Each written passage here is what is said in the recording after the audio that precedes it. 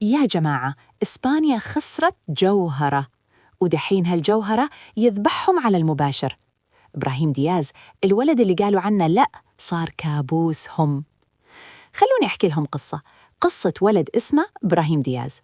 لعب لإسبانيا تحت 16، تحت 17، تحت 21، حتى لعب مع المنتخب الأول. بس إسبانيا ما اهتموا فيه. والولد شنو سوى؟ قال لهم خلاص أنا مغربي. وإسبانيا ضحكوا، ظنوا إنه خسران. بس انتظروا، الحين يا الطيبين تبدأ المفاجأة. مارس 2024 إبراهيم يلبس القميص المغربي لأول مرة. وبعدها كأس إفريقيا 2025 والولد طاير. 5 أهداف في 6 مباريات، هداف البطولة، متفوق على محمد صلاح وأوسيمين. ريال مدريد يحطون على الدكة، المغرب هو النجم الأول بلا منازع.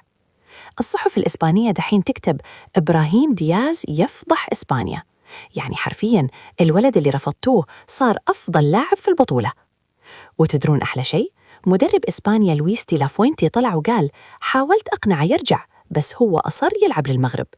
يعني ندموا بس فات الفوت يا جماعة. إبراهيم دياز من بديل في ريال مدريد لنجم متألق مع المغرب، من اللي رفضوه للي ندموا عليه. والسؤال الحين، وين بيوصل هالولد؟ هل بيكمل ويفوز بالكان؟ ولا إسبانيا بتندم أكثر؟ اشتركوا عشان تعرفون باقي القصة بكرة، لأن في عالم الكورة اللي تستهين فيه اليوم يمكن يكون أسطورة بكرة.